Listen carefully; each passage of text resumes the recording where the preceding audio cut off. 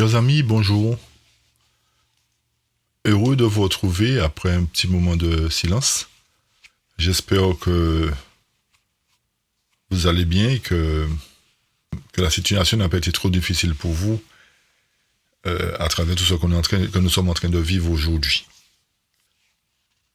Notre partage de ce jour aura pour titre « La fin est-elle si proche qu'on le prétend ?»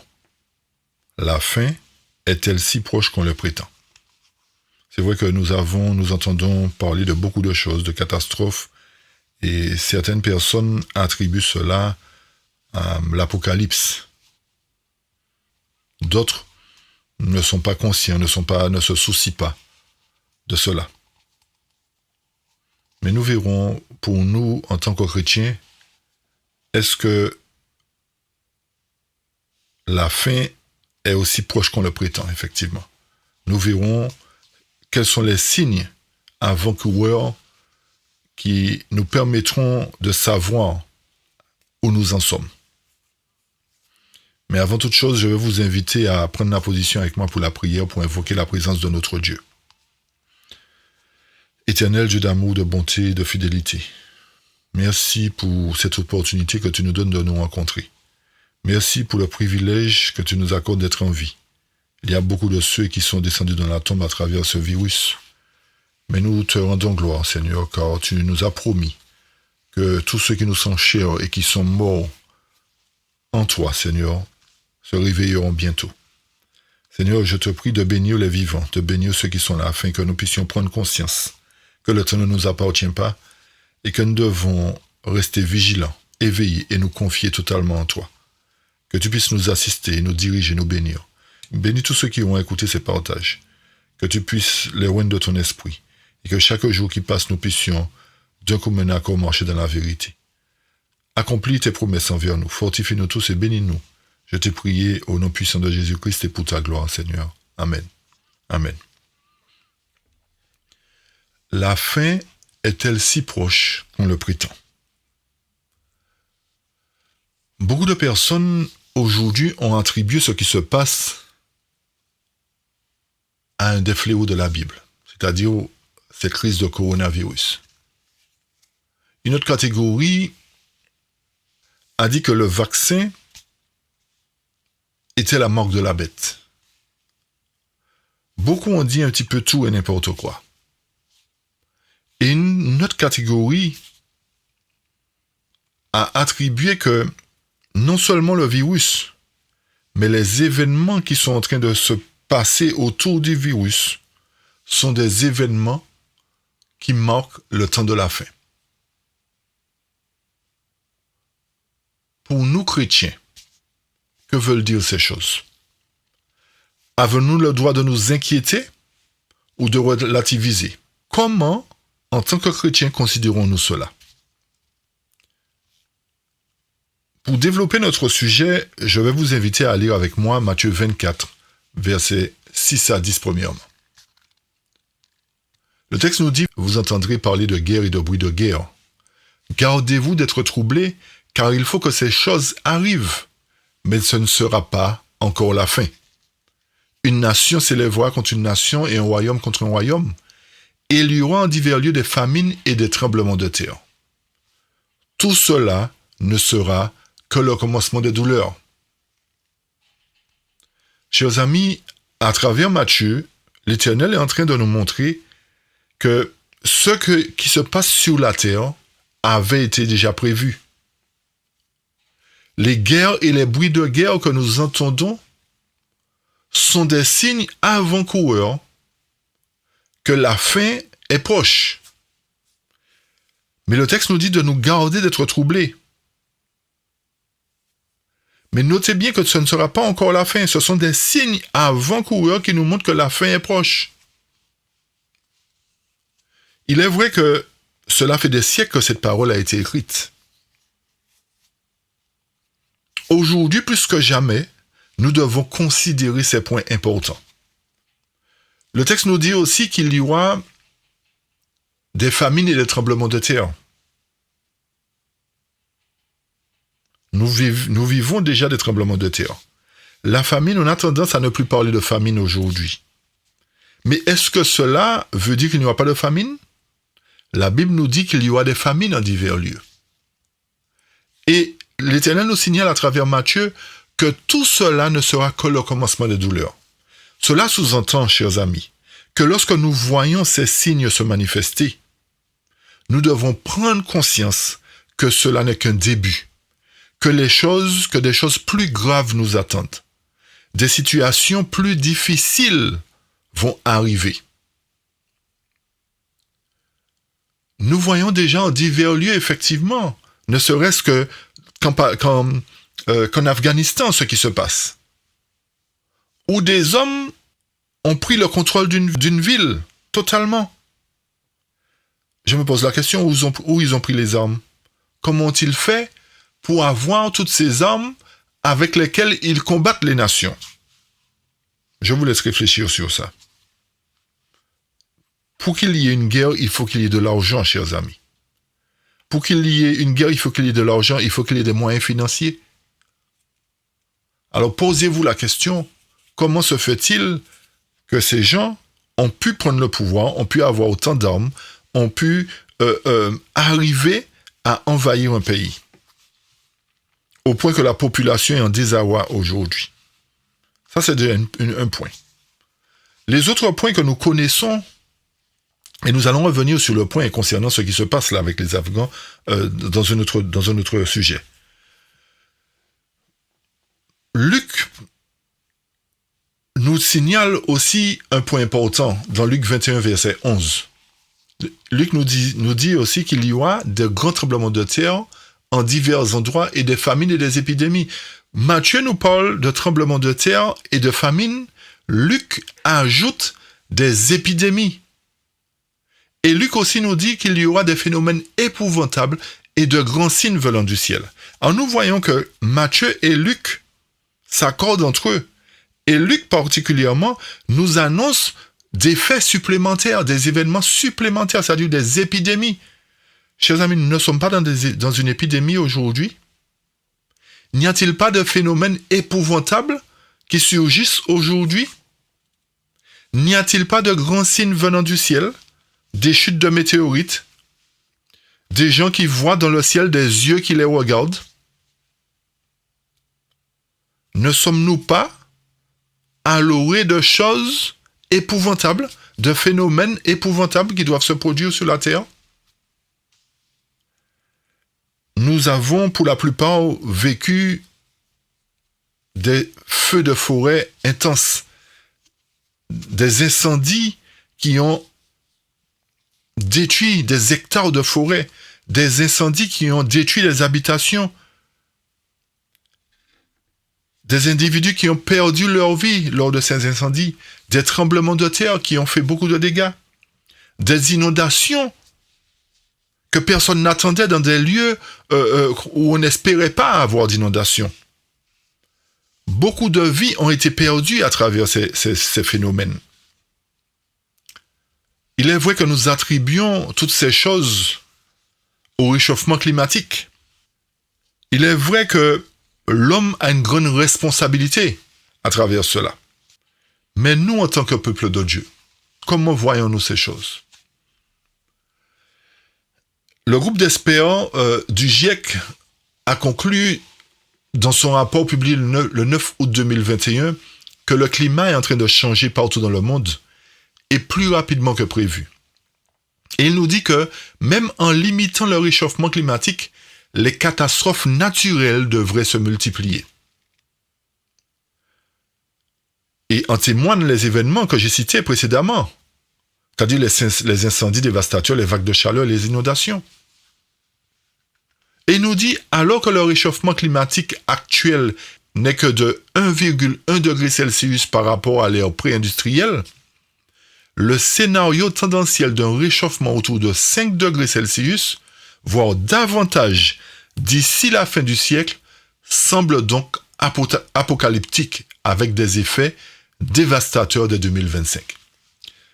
Chers amis, des scientifiques prévoient que d'ici 2025, la température va augmenter de 5 degrés ou plus. Et cela annonce des effets dévastateur apocalyptique. Dans un autre rapport concernant l'Observatoire de la formation des prix et des marges des produits alimentaires, l'OFPM, le président de cet observatoire, qui est Philippe Chalmin, dresse un état des lieux des marchés agricoles mondiaux. L'économiste décrit ainsi une reprise actuelle, une euphorie totale marquée par un surcroît de la consommation et de la demande, et une flambée des prix agricoles qui n'ont jamais été aussi élevés depuis 2012. Il signale une reprise marquée aussi par une asymétrie notable. Et il nous dit que la Chine a redécollé au début de l'été 2020, avant le reste du monde, suivi à l'automne par les USA. Nous allons essayer de comprendre pourquoi je cite toutes ces choses. Ce même responsable donne plusieurs facteurs pour expliquer cette flambée qu'il qualifie de choc. Il signale quelques problèmes climatiques, qui est dû à cette flambée des prix et à ce surcroît de consommation et de demande de céréales. D'accord ? Il dit que ceci est dû à quelques problèmes climatiques. Remarquez bien que ceci est dû à quelques problèmes climatiques. Il dit aussi que ceci est dû, cette flambée qu'il qualifie de choc, est due à l'épidémie de peste porcine africaine ou encore la mise en place de taxes à l'exportation et aussi à des tensions géopolitiques. Mais pour lui, l'explication majeure, c'est la Chine. Il trouve fort que la Chine, l'empire du milieu, est devenu cette année, et c'est nouveau pour eux, le premier importateur mondial de produits agricoles, c'est-à-dire en grains, en viande et en sucre, et en agroalimentaire. La Chine approche actuellement le poids de l'URSS sur le marché mondial au moment de l'embargo céréalier des USA dans les années 80. Comment-il ? En 2 campagnes, chers amis, notez bien, les importations céréalières de la Chine ont été multipliées par 2. 55 millions de tonnes entre 2020 et 2021 contre 24 millions de tonnes entre 2019 et 2020. Le blé a doublé, le maïs a presque quadruplé. Et il nous dit que personne ne l'avait prévu. Les importations d'oléagineux aussi ont augmenté. 105 millions de tonnes contre 101 lors de la dernière campagne. Chers amis, notez que nous ne sommes pas là pour faire de la politique ni de la géopolitique. Nous ne sommes pas là pour ça. Mais nous sommes là pour montrer qu'il y a des signes des temps qui sont en train de se manifester. Et qu'en tant que peuple de Dieu, nous devons porter attention à tout ce qui est en train de se faire. Dans un autre journal intitulé Ternet, l'auteur, à travers le titre, nous dit qu'il y a une crainte de pénurie alimentaire qui arrive. Je cite ce que l'auteur nous dit. Un troisième facteur a dopé les importations agricoles chinoises. Les incertitudes liées à la crise sanitaire de la COVID-19. C'est ceci qui a dopé l'importation agricole chinoise, en partie. Il est clair que pour le gouvernement chinois, il fallait minimiser les risques de pénurie alimentaire. Alors vous voyez que la Chine, en quelque part, s'est dit qu'il y aura une crise alimentaire et nous allons anticiper. Par rapport à la COVID, nous allons anticiper cela, nous allons emmagasiner un maximum de grains, un maximum de produits agroalimentaires pour que notre nation ne puisse pas subir de pénurie. Alors, c'est-à-dire que la Chine a anticipé par rapport à l'histoire qu'elle a vécue entre 1959 et 1961, où il y a une famine épouvantable à l'époque maoïste. Et l'auteur de ce journal Ternet nous dit que si la Chine est aujourd'hui quasiment numéro 1 dans toutes les productions agricoles, elle est aussi devenue le premier importateur sur ces mêmes marchés. Et les 5 à 10% de produits de base qui lui manquent représentent très rapidement des volumes importants sur la scène internationale, bousculant ainsi les marchés agricoles, souligne l'auteur Sébastien Abyss. Alors jusqu'ici, nous ne voyons pas de problème à ce que la Chine emmagasine autant de grains, que la Chine soit devenue le premier importateur agricole. Et nous voyons aussi que la Chine a pris le devant concernant sa surface agricole. Elle a augmenté sa surface agricole. Dans un autre journal intitulé Le Novétique, l'auteur nous dit que, d'après l'ONU, la sécheresse sera la prochaine pandémie. D'après l'ONU, la sécheresse sera la prochaine pandémie. L'ouest des États-Unis, Madagascar, le Brésil, plusieurs régions du globe sont actuellement touchées par des périodes de sécheresse historiques, rendant l'approvisionnement en eau, en électricité et en nourriture de plus en plus complexe. Un rapport de l'ONU estime même que la sécheresse va devenir la prochaine pandémie et appelle les États à prendre les mesures à la hauteur de l'urgence. Chers amis, d'après ce que cite l'auteur de ce journal, celui qui a rédigé cette publication, l'ONU avertit que la prochaine pandémie sera la sécheresse. Quand nous relions cela au réchauffement climatique, nous voyons des inondations. Nous voyons effectivement qu'aux États-Unis, il n'y a pas eu beaucoup de blé par rapport à la sécheresse. Chers amis, quand la Bible nous dit qu'il y aura des famines en divers lieux, et quand nous analysons ce qui est en train de se faire aujourd'hui,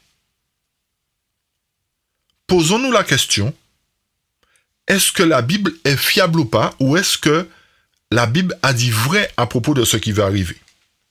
Chers amis, je crois que la Bible a dit vrai. Parce que nous voyons déjà des signes avant-coureurs qu'il y aura des famines en divers lieux. Certainement dû au réchauffement climatique, dû à la sécheresse. Mais toutes ces choses doivent nous interpeller en tant que chrétiens, pour nous montrer que la prophétie est en train de trouver son accomplissement.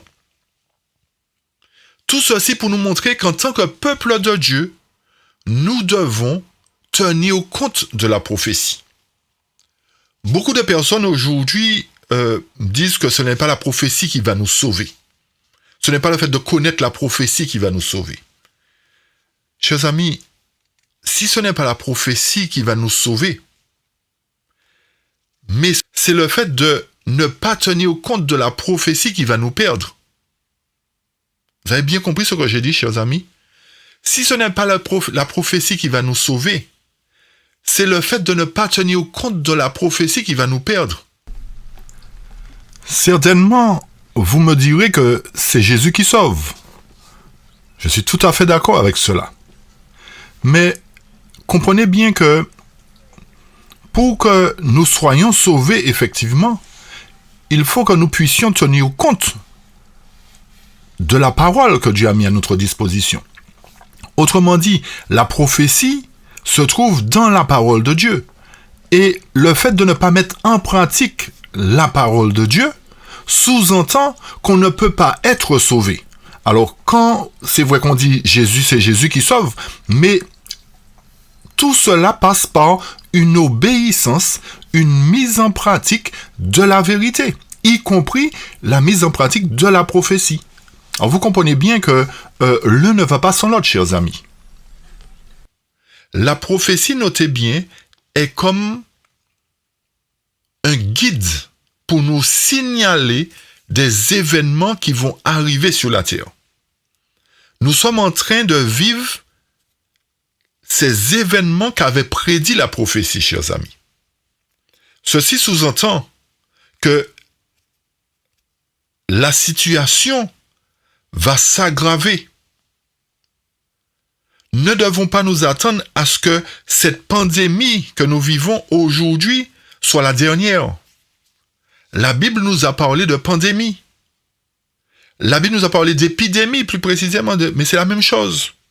La Bible nous a parlé de guerre et de bruit de guerre. La Bible nous a averti que ces événements sont des signes de la fin des temps. Ce ne sera pas encore la fin, parce qu'il y a des événements qui doivent se produire, mais ce sont des signes de la fin des temps. Comment considérons-nous ces signes, chers amis, en tant que chrétiens?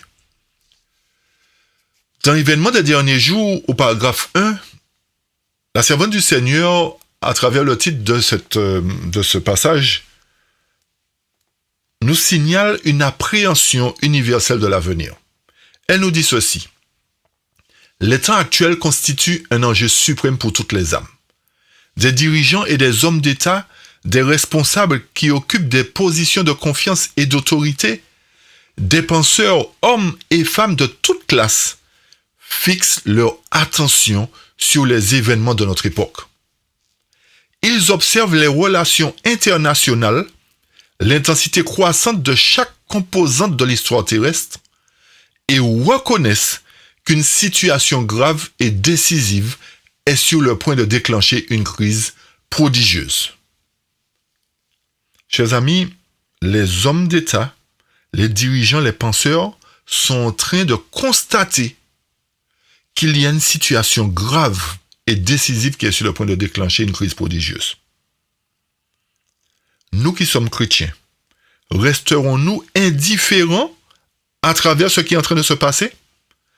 Allons-nous fixer notre regard que sur le coronavirus? Ou allons-nous considérer les signes des temps qui sont en train de se manifester pour nous montrer qu'une situation grave et décisive est sur le point d'arriver? Dans Témoignage pour les pasteurs, à la page 225, la servante du Seigneur nous dit ceci.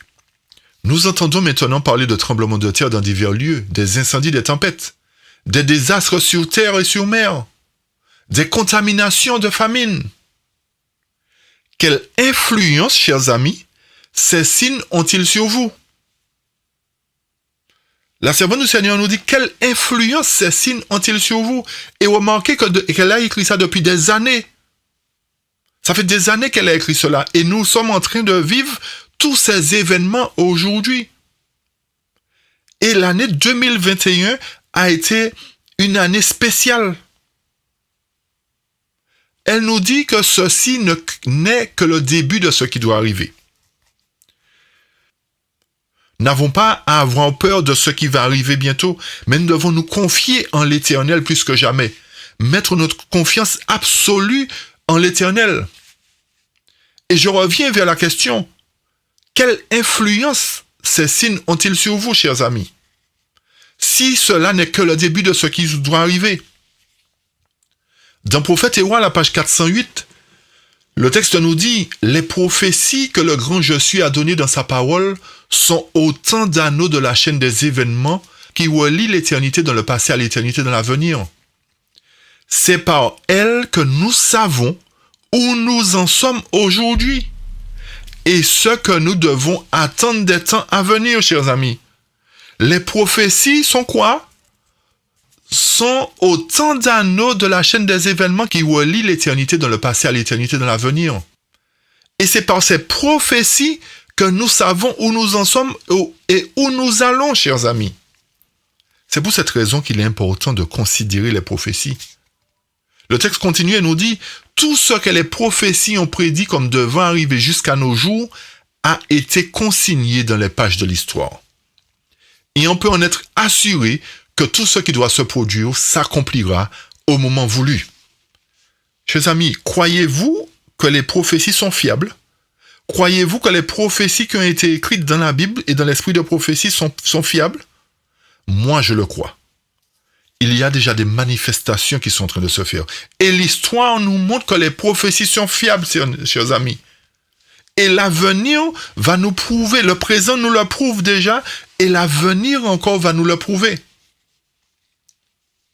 Toujours à la page 408 de Prophète Héroï, le texte nous dit « Les signes des temps proclament que nous sommes arrivés au seuil d'événements grands et solennels. » Chers amis, nous sommes arrivés au seuil d'événements grands et solennels. Tout ici-bas est en agitation. Nous le constatons. Les prophéties du Sauveur relatives à ce qui va se passer avant son retour s'accomplissent sous nos yeux.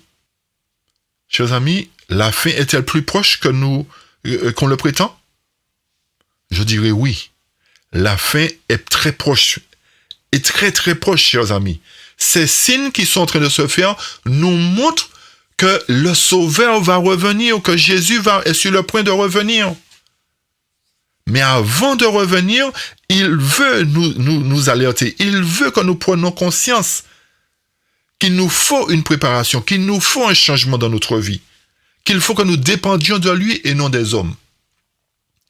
Et dans Témoignage pour les pasteurs à la page 225, la servante du Seigneur nous pose la question: ce jour-là, quel sera votre refuge? Le jour où toutes ces choses vont prendre de l'ampleur, quel sera votre refuge? Le texte nous dit, si de telles scènes doivent se produire, si des jugements si terribles doivent tomber sur un monde coupable, quel sera le refuge du peuple de Dieu? Comment sera-t-il protégé du passage de la colère? Jean vit les éléments naturels, les tremblements de terre, les tempêtes, les luttes politiques, comme étant retenus par 4 anges. Ces vents sont contrôlés jusqu'à ce que Dieu ordonne leur libération. Faisons une pause, chers amis.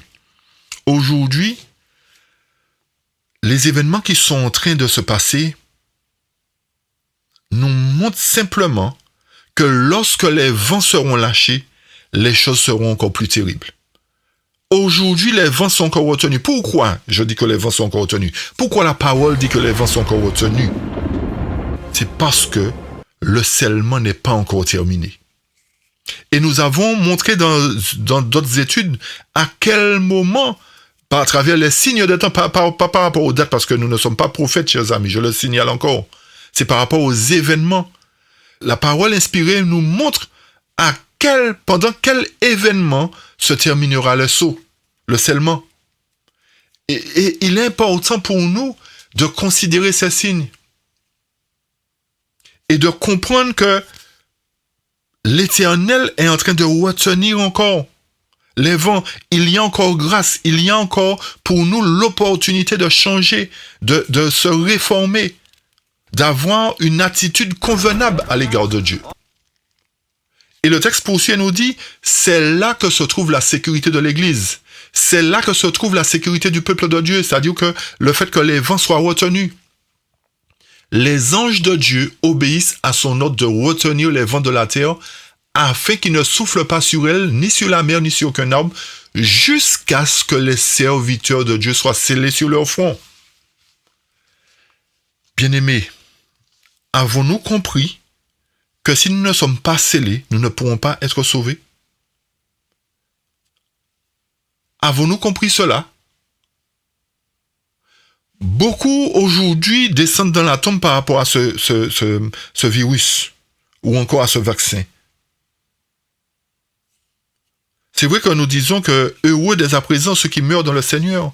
Le fait d'avoir nos noms inscrits sur un registre d'église ne dit pas que nous serons sauvés forcément, ne dit pas que nous sommes descendus scellés dans la tombe.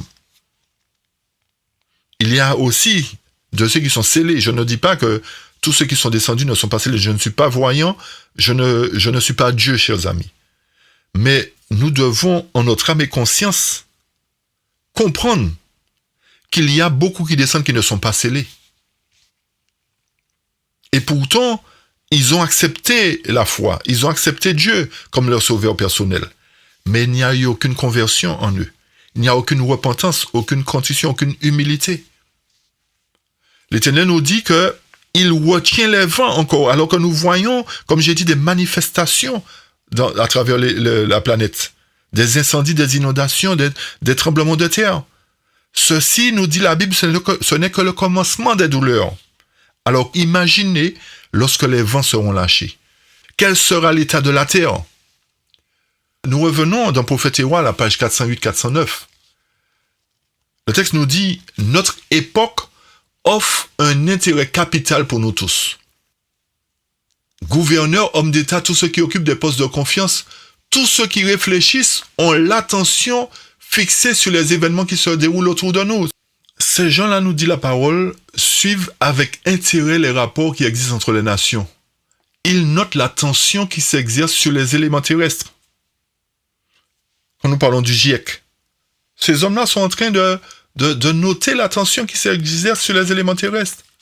Et ils reconnaissent que quelque chose de grand et de décisif va se produire. Le monde est à la veille d'une catastrophe effroyable. Vous voyez depuis combien de temps, encore une fois de plus, la servante du Seigneur a écrit ça, sous l'inspiration de Dieu. Et nous rendons compte que les choses sont en train de s'accomplir. La parole nous dit, seule la Bible nous donne une vue exacte de ces choses. Elle nous révèle les grandes scènes finales de l'histoire de notre monde.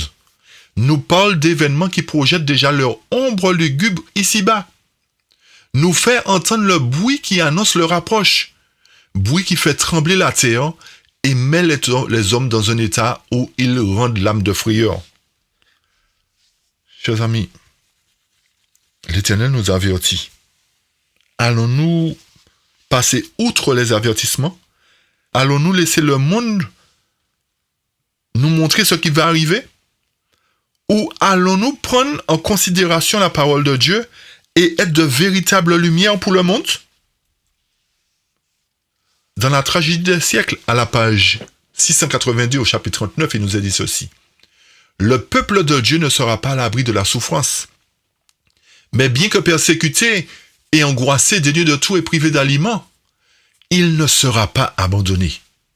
Chers amis, lorsque les vents seront lâchés, le peuple de Dieu ne sera pas abandonné. Il ne sera pas à l'abri des souffrances. Il sera persécuté, angoissé. Mais il ne sera pas abandonné parce qu'il sera déjà scellé, chers amis. Le Dieu qui a pris soin d'Élie ne négligera pas un seul de ses enfants. Celui qui compte les cheveux de leur tête prendra soin d'eux. Et au temps de la famine, ils seront rassasiés. Chers amis, quand nous revenons sur ce que nous avons cité au départ, quand nous voyons que la Chine est en train d'emmagasiner, il y a un embouteillage de bateaux dans le port de Chine, dans les ports de Chine aujourd'hui, parce qu'ils ont acheté beaucoup de grains, beaucoup de blé, parce qu'ils n'ont pas envie de tomber en pénurie d'aliments. Ils n'ont pas envie que la famine sévisse à nouveau sur leur territoire. Mes chers amis, l'Éternel nous avertit qu'il y aura des famines. L'Éternel nous avertit qu'il y aura une crise qui va arriver. La prophétie nous avertit que les choses deviendront difficiles, qu'il y aura des manifestations, des choses difficiles qui arriveront, des famines en divers lieux, des tempêtes, des inondations. En qui mettons-nous notre confiance? Le texte nous dit que, tandis que les méchants seront victimes de la faim et des épidémies, les anges protégeront les justes et pourvoiront à leurs besoins. Vous vous rendez compte, chers amis, l'Éternel nous a avertis qu'il ne va pas nous abandonner. Et il dit à celui qui marche dans la justice, du pain lui sera donné, de l'eau lui sera assurée. Les malheureux et les indigents cherchent de l'eau, il n'y en a pas. Leur langue est desséchée par la soif. Moi, l'Éternel, je les exaucerai. Moi, le Dieu d'Israël, je ne les abandonnerai pas. Chers amis, l'Éternel a promis de sauver ceux qui lui sont fidèles. L'Éternel a promis de sauver ceux qui lui sont justes. L'Éternel a promis de sauver ceux qui seront scellés. Alors que nous sommes encore à l'époque du scellement, chers amis, quelle position prenons-nous? Quelle décision prenons-nous? Est-ce que nous disons que nous n'avons rien à faire? Ou est-ce que nous prenons conscience que nous devons nous humilier devant l'Éternel? Dans Évangéliser à la page 201-202, le texte nous dit « La venue du Seigneur est plus proche que nous l'avons cru jusqu'à présent. Le grand conflit touche à son terme. Chaque information signalant une catastrophe sur mer ou sur terre témoigne de ce que la fin de toute chose est à la porte. Guerre et bruit de guerre l'annoncent. Est-il concevable que le cœur d'un chrétien ne batte pas plus vite quand il réfléchit aux grands événements qui se préparent? Chers amis, je vous repose la question, d'après ce qui est écrit. Est-il concevable que notre cœur de chrétien ne batte pas plus vite quand nous réfléchissons aux grands événements qui doivent se produire? ou est-ce que nous restons inactifs? Est-ce que nous prenons en compte la mission que Dieu nous a confiée?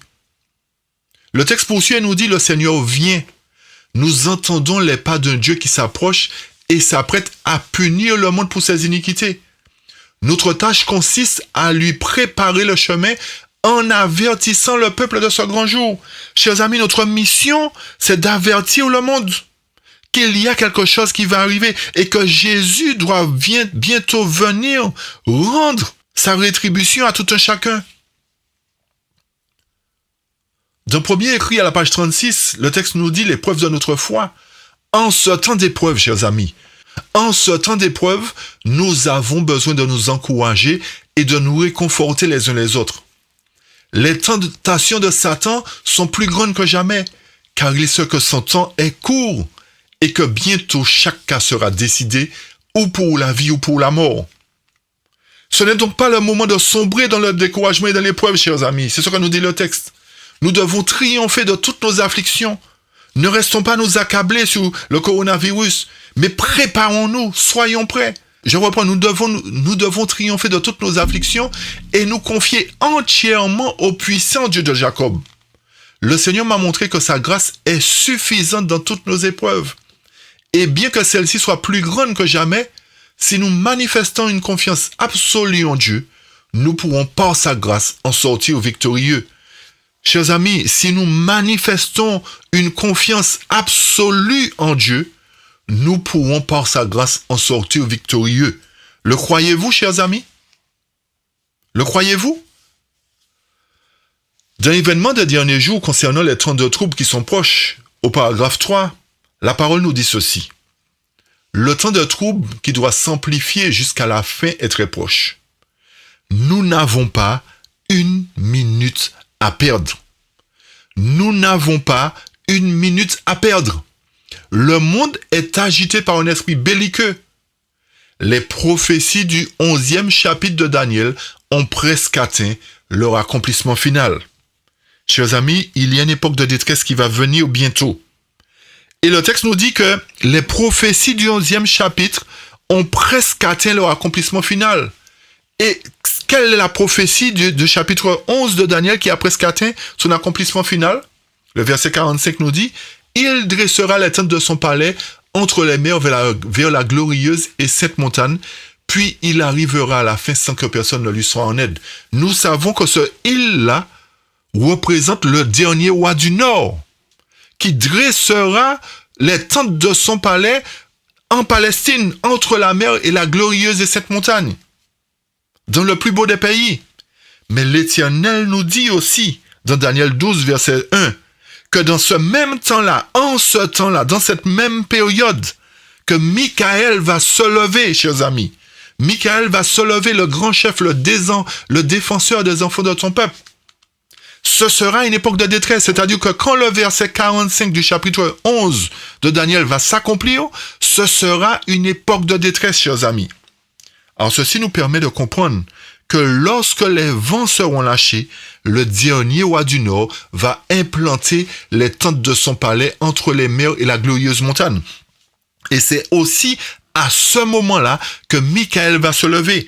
Mais notez que lorsque Michael se lèvera, le scellement sera déjà terminé, chers amis. Les vents seront déjà lâchés. Et dans Zacharie 14, versets 1 et 2, l'Éternel nous dit ce qui va se passer en relation avec le verset 45 de Daniel. Zacharie 14, versets 1 à 3. Voici le jour de l'Éternel arrive. Et nous allons revenir une autre fois sur le jour de l'Éternel. Nous allons apporter les précisions concernant le jour de l'Éternel. Le texte nous dit, pour revenir, « Voici le jour de l'Éternel arrive, et tes dépouilles seront partagées au milieu de toi. Je rassemblerai toutes les nations pour qu'elles attaquent Jérusalem. La ville sera prise, les maisons seront pillées, les femmes violées. La moitié de la ville ira en captivité, mais le reste du peuple ne sera pas exterminé de la ville. L'Éternel paraîtra, et il combattra ces nations comme il combat au jour de la bataille. » Chers amis, quand nous revenons sur le texte d'événements des derniers jours qui nous dit que les prophéties du 11e chapitre de Daniel ont presque atteint leur accomplissement final, c'est pour nous montrer que l'Éternel va rassembler toutes les nations devant Jérusalem pour l'attaquer. Cette prophétie ne s'est jamais accomplie. Dans toute l'histoire, il n'y a jamais eu un moment où toutes les nations ont attaqué Jérusalem, chers amis. Cette prophétie est encore à venir. Et ceci nous montre que le verset 45 va trouver son accomplissement. Et cela va faire que les vents seront lâchés, chers amis. Nous sommes encore dans la période où les vents sont retenus. Est-ce que nous prenons conscience qu'à travers les signes qui sont en train de se manifester, que l'Éternel est en train de nous montrer que la fin est plus proche que lorsque nous avons cru? Et dans l'événement des derniers jours, au paragraphe 28, le texte nous dit « Nous ne pouvons décrire avec précision les scènes qui se dérouleront à l'avenir dans le monde. Mais nous savons clairement que dans les temps actuels, nous devons veiller à la prière, car le grand jour du Seigneur est tout près, chers amis. Ce qui doit se passer aujourd'hui, c'est que nous devons veiller à la prière. Pourquoi? Parce que le grand jour du Seigneur est tout près.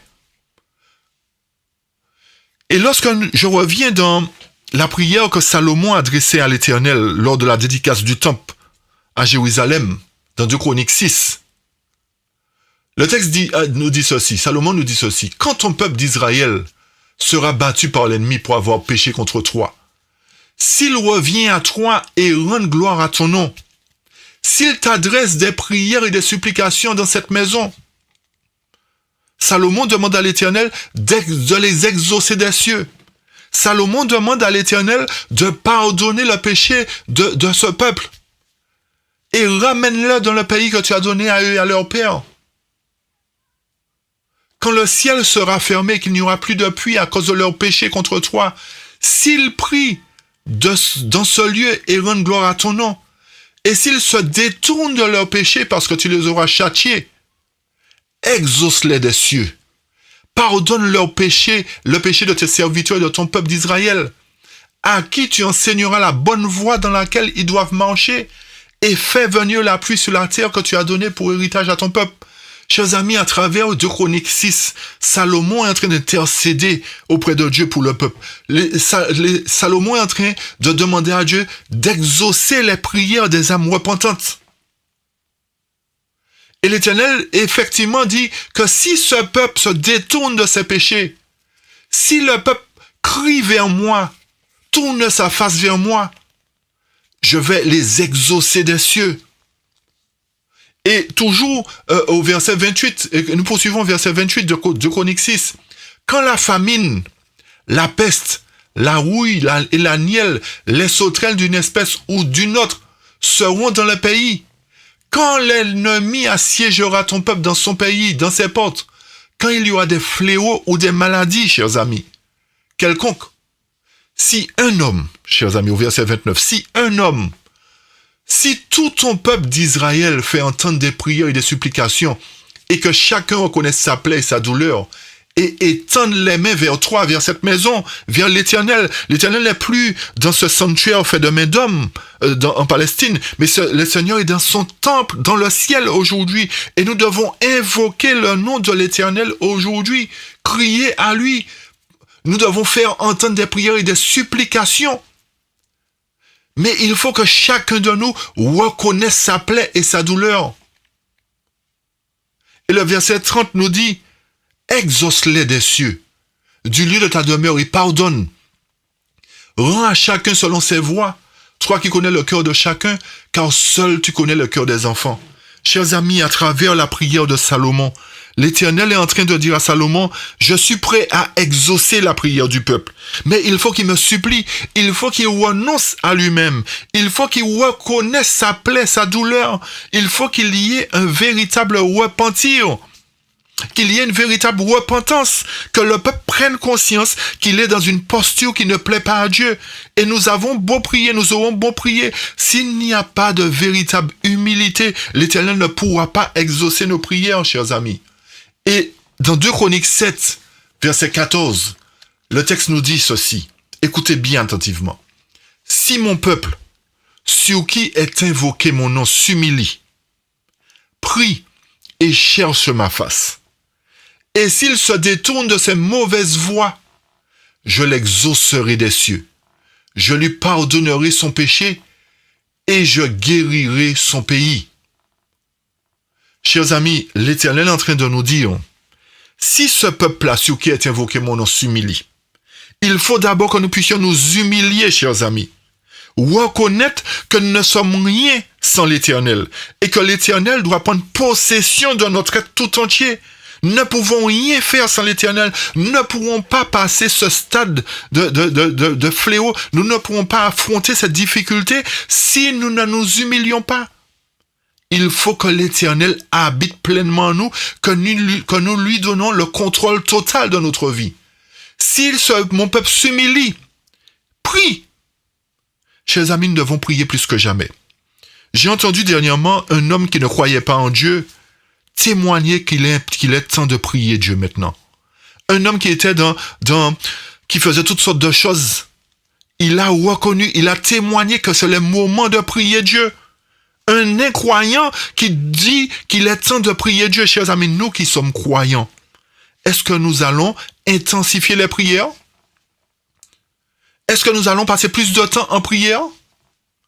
Et non seulement prier, non seulement s'humilier, mais l'Éternel nous dit à travers 2 Chroniques 7, « Et s'il cherche ma face et se détourne de ses mauvaises voies. » Chers amis, pour qu'il y ait exaucement de prière, il faut que nous puissions nous détourner de nos mauvaises voies. Nous avons trop de tendances au mal. Nous avons trop de choses qui ne vont pas dans nos foyers. Nous avons trop de choses qui ne vont pas dans nos familles. Et comme j'ai toujours dit, il faut que cela change si nous voulons être sauvés. Ce n'est pas le fait de porter le titre de chrétien qui va nous sauver, mais c'est une totale dépendance de Dieu qui va nous sauver. C'est une soumission totale.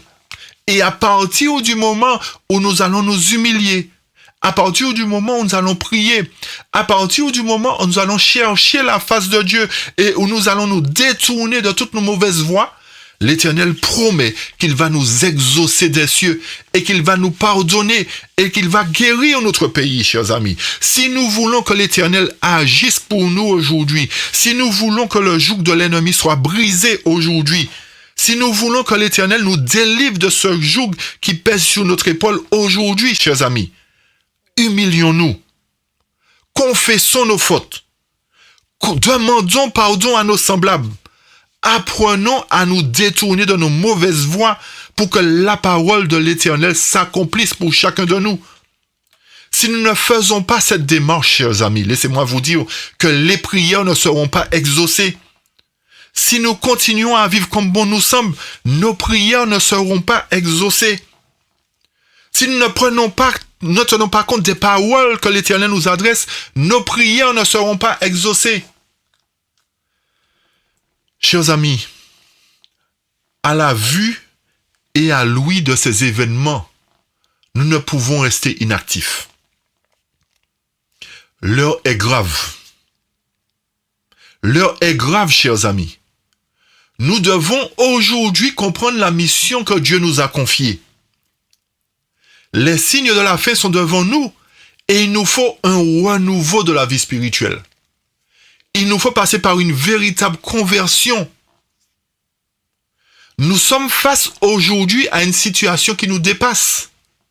Et nous avons besoin pour cela du secours d'en haut. Il nous faut, pour avoir le secours d'en haut, passer par des moments de prière intenses, par une véritable conversion, par une véritable repentance. Et d'après les paroles que Dieu a adressées à Salomon, nous devons nous humilier, prier plus que jamais. Nous avons reçu un message de la plus haute importance, chers amis. C'est d'avertir le monde que Jésus revient et qu'il faut être prêt. Et pour être prêt, il nous faut passer par une réforme totale. Dans Témoignage pour les pasteurs, à la page 225, le texte nous parle d'une profonde réforme qui est nécessaire. Et le texte nous dit, nous avons besoin d'une profonde réforme dans toutes nos églises. Purifiez votre âme par l'obéissance à la vérité. La foi sans les œuvres est morte. Ne remettez pas votre préparation à plus tard. Ne sommeillez pas sans préparation, sans huile de réserve dans vos lampes, chers amis.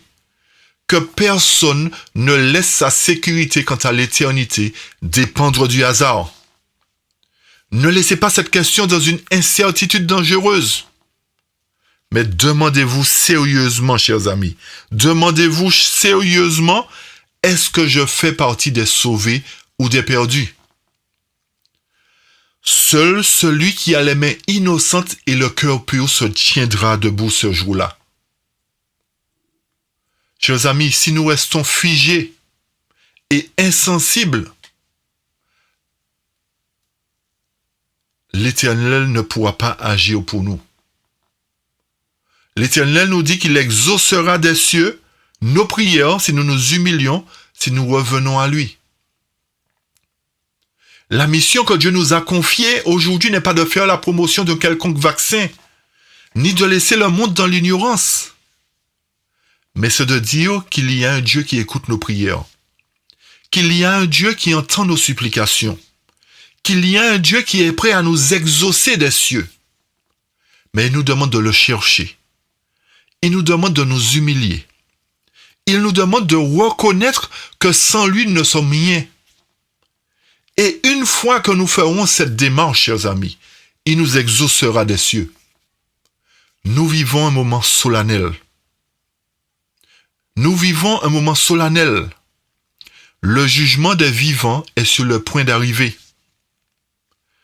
L'ennemi qui sait cela, l'ennemi qui sait qu'il lui reste peu de temps, fait diversion pour déstabiliser le peuple de Dieu, pour détruire et décourager ce peuple qui a la mission d'être une lumière pour le monde. Nous sommes tous focalisés sur un virus, alors qu'il y a d'autres événements qui se produisent et qui méritent notre attention. Allons-nous rester distraits, chers amis? Allons-nous laisser l'ennemi nous décourager? Allons-nous laisser l'ennemi nous distraire? Non, chers amis. Levons-nous comme un seul homme. Prenons position pour l'Éternel, afin qu'il agisse en la faveur de ses enfants. Comme je vous ai dit, l'heure du jugement des vivants approche. Et si cette heure approche, chers amis, sommes-nous prêts véritablement? Le jugement de Babylone aussi va se faire. Nous n'avons pas à craindre l'issue de ce conflit. L'Éternel tient les rênes en main. Il nous a promis de nous délivrer de ce joug. Faisons-lui confiance. Dépendons totalement de lui et non des hommes. Humilions-nous. Cherchons-le tandis qu'il se laisse trouver. Prions et jeûnons plus que nous l'avons jamais fait auparavant. N'oublions pas que nous n'avons pas à lutter contre la chair et le sang, mais contre les esprits méchants dans les lieux célestes, c'est-à-dire les esprits démoniaques. Et que nous dit la parole à ce sujet, chers amis, dans Matthieu 17, verset 21? Mais cette sorte de démon ne sort que par la prière et par le jeûne. Plus que jamais, chers amis, aujourd'hui, prions, donnons gloire à Dieu pour que ses bienfaits envers nous se manifestent. Et je suis certain qu'il agira pour nous. Passons plus de moments de jeûne et de prière. Humilions nos cœurs devant Dieu. Et comme je vous ai dit, je suis certain, et je souhaite que vous ayez cette assurance aussi, que l'Éternel nous exaucera des cieux, si nous marchons dans l'humilité. Que l'Éternel nous vienne en aide, chers amis, qu'il nous bénisse, qu'il nous garde, qu'il nous comble de ses bienfaits, et que nous puissions reconnaître que sans lui, nous ne pouvons rien faire, qu'il nous accompagne tout le long de notre vie, et que nous puissions prendre de bonnes résolutions pour lui. Que l'Éternel nous bénisse pleinement une fois de plus et qu'il nous accompagne. Amen. Amen. Abrite-moi sous tes ailes. Couvre-moi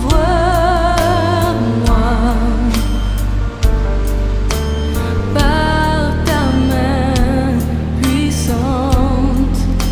Même si les océans se